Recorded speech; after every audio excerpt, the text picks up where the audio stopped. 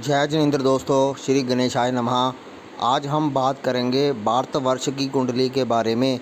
भारत की कुंडली के अनुसार हम वर्षफल देखेंगे और मुंथा की स्थिति देखेंगे और गोचर से अनुमान लगाएंगे कि भारत का अच्छा समय कब आने वाला है। इस समय जो कोरोना से सभी लोग ग्रसित हैं, त्राहिमाम हुआ पड़ा है, सभी लोग की जान खतरे में है। ये इतना बुरा समय कब टलेगा, इसके बारे में हम वर्षफल से जानने का प्रयास करते हैं कि भारत की अच्छा समय कब आने वाला है। ये जो स्थिति बन रही है, ये किस आधार पर बन रही है। अभी हम इतना बुरा समय क्यों फेज कर रहे हैं कि हर समय हाहाकार मचा हुआ है। इस समय कहीं पे भी हमें सुकून की प्राप्ति नहीं हो पा रही और जगह जगह हमें बुरी खबरें ही सुनने को मिल रही हैं। हम इसको भारतवर्ष की कुंडली से जानने का प्रयास करते हैं। जैसा कि आपको पता है कि भारत की जो कुंडली है वो 15 अगस्त 1947 की है, जब भारत आज़ाद हुआ था। रात के 12 बजे की जन्म कुंडली है। तो हम इसको ओपन करते हैं, इस जन्म कुंडली के अनुसार देखने का प्रयास करते हैं। दोस्तों, भारतवर्ष की जो कुंडली है वो वृषभ लगन की है, 2 नंबर से शुरू होती है, जिसका स्वामी शुक्र होता है, इसलिए यह वृषभ लगन की कुंडली है। भारत की राशि कर्क है, चंद्रमा कर्क राशि में है।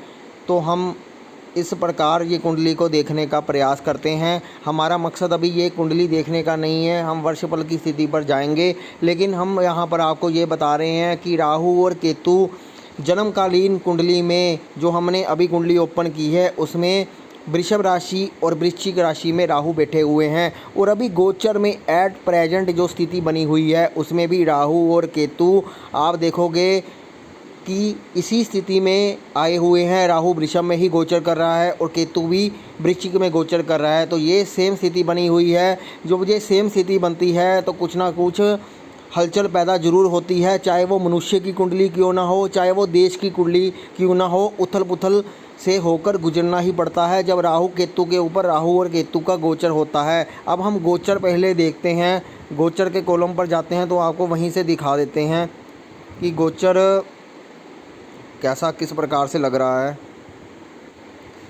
ये देखिए दोस्तों, गोचर के कॉलम पर आए हैं। आप देख रहे हो कि इस समय एट प्रेजेंट भारत की कुंडली में ये गोचर चल रहा है। राहु वृषभ राशि में है, केतु वृश्चिक राशि में है, गुरु कुंभ राशि में है, शनि मकर राशि में है। बाकी अन्य प्लैनेट आपको देख रहे हो कि इस प्रकार से आपको दिखाई दे रहे हैं। ये अभी की ग्रह गोचरीय स्थिति के आधार पर हम बात कर रहे हैं। तो यहाँ पर राहु केतु के ऊपर राहु केतु का गोचर देश और दुनिया में हलचल पैदा करता है। हम एक चीज़ और देखने की कोशिश करते हैं कि भारत की कुंडली में जो दशा चल रही है वो देखिए आप, 2015 से 2025 तक चंद्रमा की महादशा चल रही है। चंद्रमा की महादशा में इस समय शनि का अंतर चल रहा है। दिसंबर 2019 से शनि का अंतर चल रहा है, जो जुलाई 2031 में ख़त्म होगा। यानी अभी ख़त्म होने ही वाला है चंद्रमा में शनि का अंतर। उसके बाद चंद्रमा में बुध का अंतर शुरू होगा। तो हमने ये देखा कि दिसंबर 2019 से चंद्रमा में शनि स्टार्ट हुआ था। उसी समय कोरोना का आगमन हुआ था और भारतवर्ष में ये फैलना शुरू हुआ था, जो 2020 में स्टार्टिंग हुई थी। और ये 1.5-2 साल ज़्यादा परेशानी वाले रहे। इस साल तो बहुत ज़्यादा ही फैल रहा है। तो 2020 का वर्ष या 2021 का स्टार्टिंग में भी बुरा हाल चल रहा है, जो चंद्रमा में शनि के अंतर में आ रही है। हम सबसे पहले यही देखने का प्रयास करते हैं कि जो चंद्रमा में शनि का अंतर है। दोस्तों देखिए, चंद्रमा और शनि दोनों ही कर्क राशि में बैठे हुए हैं।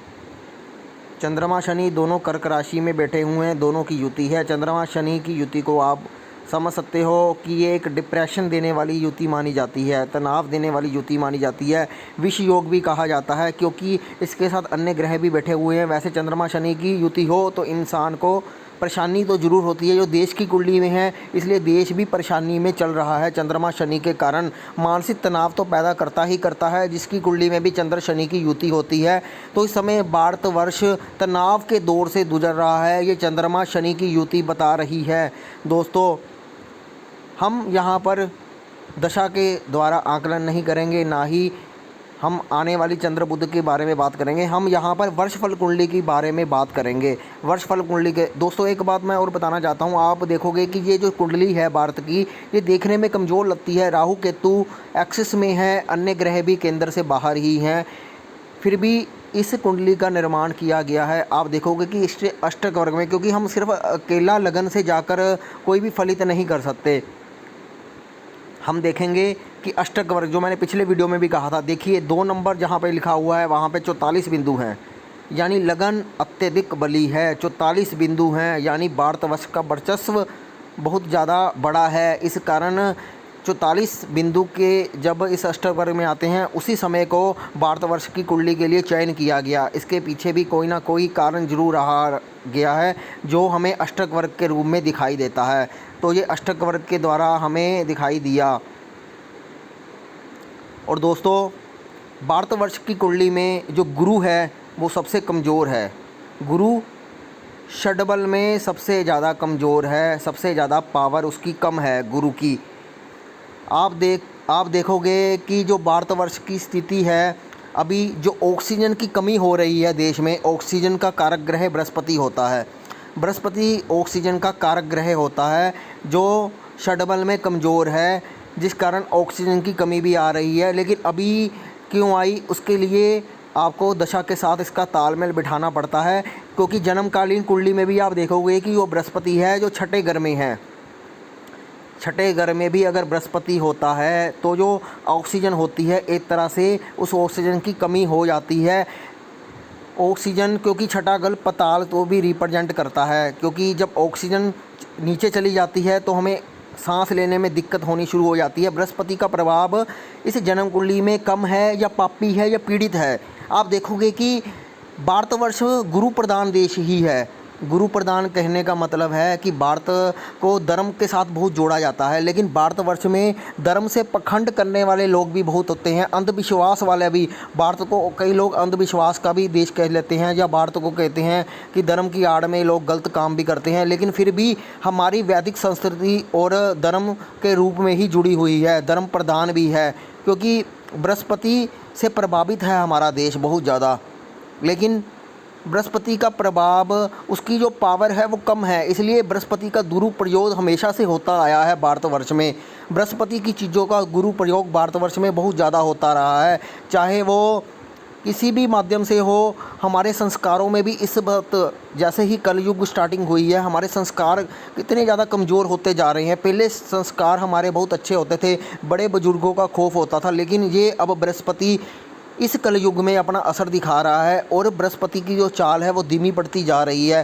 बृहस्पति भारतवर्ष की कुंडली में कमज़ोर है, जिस कारण आडंबर, अंधविश्वास, धर्म के खिलाफ बोलना, ये सब चीज़ें बहुत ज़्यादा चलती हैं। धर्म का पालन कम होने लग गया है, और ऑक्सीजन की मात्रा हमारी कम होती जा रही है।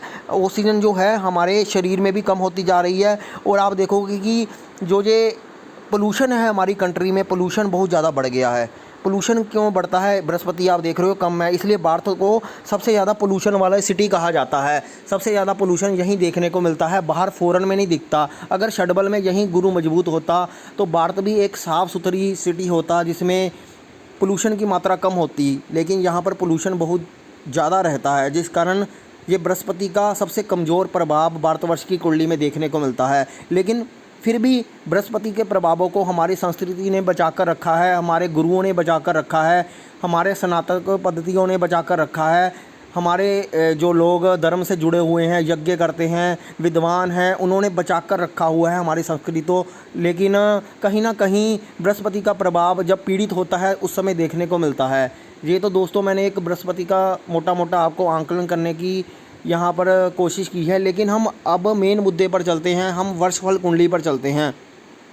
हम वर्षफल कुंडली पर जाएंगे। जो भारत की कुंडली है, हम देखेंगे कि अगस्त 2020 से अगस्त 2021 में भारत की ये कुंडली चल रही है। 2020 अगस्त से चल रही है, जो अभी अगस्त 2021 से ख़त्म होगी। हम वर्षफल में मुंथा देखेंगे दोस्तों। मुंथा जो चल रही है, जो इस समय दोस्तों सप्तम हाउस की चल रही है, क्योंकि वर्षफल में मुंथा का विशेष महत्व होता है। यानी बुध की मुंथा चल रही है।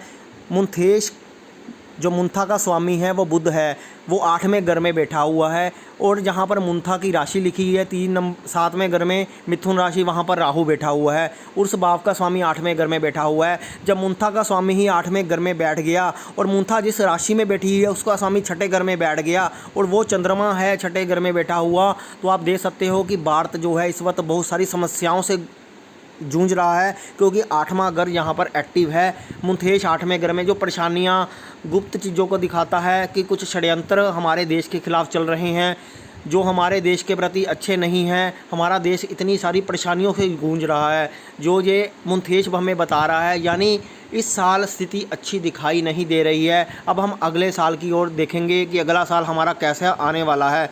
अब हम अगले साल में जाते हैं दोस्तों, तो हम देखते हैं जो अगला साल है वो मेष लग्न से शुरू हो रहा है। ये आप स्थिति देख रहे हो, उसके मुंथा की स्थिति हम जान लेते हैं। उसके मुंथा की स्थिति है दोस्तों, अगर हम देखेंगे तो ये 4थे घर में मुंथा आएगी। 4थे घर की मुंथा भी दोस्तों अच्छी नहीं मानी जाती। जो अगस्त 2021 से अगस्त 2022 का समय है वो भी अच्छा नहीं है, क्योंकि मुंथा 4थे घर की आई है। 4थे घर की मुंथा अच्छी नहीं मानते। ये जनता के प्रति आक्रोश की स्थिति बनाती है, अर्थव्यवस्था को ख़राब करती है। यानी इस समय भी स्थिति अच्छी नहीं आ रही। आप देख रहे हो कर्क राशि को शनि भी देख रहा है, केतु भी देख रहा है और क्रूर प्लैनेट से ज़्यादा गिरा हुआ है। तो ये हम कह सकते हैं कि ये स्थिति भी अच्छी नहीं है। 6 और 8 भावों में भी स्थित ग्रह बैठे हुए हैं और मुंथा की राशि का स्वामी पीड़ित है। मुंथा की राशि का स्वामी पीड़ित है, चाहे चंद्रमा की स्थिति केंद्र में तुला राशि में है, लेकिन अन्य जो जहाँ पे मुंथा की राशि है वो काफ़ी पीड़ित अवस्था में है। ये साल भी कुछ अच्छा दिखाई नहीं दे रहा। मुझे ऐसा लगता है यहाँ पर भी कुछ हमें काफ़ी बुरी खबरें देखने को मिल सकती हैं, सुनने को मिल सकती हैं।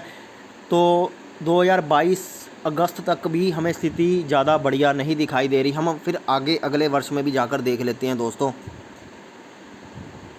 अब हम 2023 में आ गए हैं, अगस्त 2022 से लेकर अगस्त 2023 तक। ये जो स्थिति है आप देखोगे, अभी जो मुंथा चलेगी इस वर्ष में दोस्तों, इस वर्ष जो मुंथा चलेगी वो दूसरे घर की चलेगी। दूसरे घर का यानी सिंह राशि की, सिंह राशि का स्वामी लगन में बैठा है। ये स्थिति दोस्तों बहुत बढ़िया है। ये स्थिति बहुत बढ़िया है क्योंकि सूर्य एक तो राजा है, एक लगन अपने राज से आसन में आ गया है। ये स्थिति बहुत बढ़िया दिखाई दे रही है। और देखिए कोई भी प्लैनेट 6, 8, 12 में नहीं बैठा हुआ उस साल, और दूसरे घर की स्थिति भी अच्छी है। और मुंथेश का जो स्वामी सूर्य है उस पर बृहस्पति की दृष्टि भी है। तो ये साल हमें दिखाई दे रहा है, इस साल भारत की मुश्किलें समाप्त होती दिखाई दे रही है। कोरोना से जो लोग जूझ रहे हैं, या कोरोना की बीमारी का भी जो आतंक है वो इस साल कम होता दिखाई दे रहा है। हो सकता है यहाँ पर कुछ ऐसी हमें टेक्नोलॉजी या ऐसी कुछ हमें मिल जाए तो इस बीमारी से हम उबर सकें और अपने काम काज या अपनी दुनिया में हम दोबारा पहले जैसा जी सकें। तो ये वर्षफल हमें दिखाता है कि भारत आगे बढ़ रहा है, कुछ भारत के हाथ में आया है जो भारत के लोगों के लिए अच्छा सिद्ध होने जा रहा है। और कुछ ऐसी नीतियां भी सरकार लगाएगी जिस कारण भारत के प्रति लोगों का जो है अच्छा रहेगा। जो सारा सिस्टम हमारा जो है देश का वो अच्छा बैठने की ओर दिखाई देता है, गवर्नमेंट की तरफ से भी और बीमारी की तरफ से भी जहाँ पर रिलीफ मिलती दिखाई दे रही है। तो 2023 का वर्ष मुझे ज़्यादा अच्छा लग रहा है। अगस्त 2022 से ये शुरू हो रहा है, तो मुझे लगता है इस वर्ष में हमारी मुश्किलें समाप्त हो जाएंगी, सॉर्ट आउट हो जाएंगी। तो दोस्तों इस वीडियो के माध्यम से मैंने यही बताने की कोशिश की है कि भारत के वर्षफल की स्थिति क्या है, मुंथा की स्थिति क्या है। उम्मीद करता हूँ इस वीडियो को आपने समझने का प्रयास किया होगा। अगर आपको ये वीडियो पसंद आया है तो कृपया वीडियो को लाइक अवश्य कीजिए और चैनल को सब्सक्राइब अवश्य कीजिए।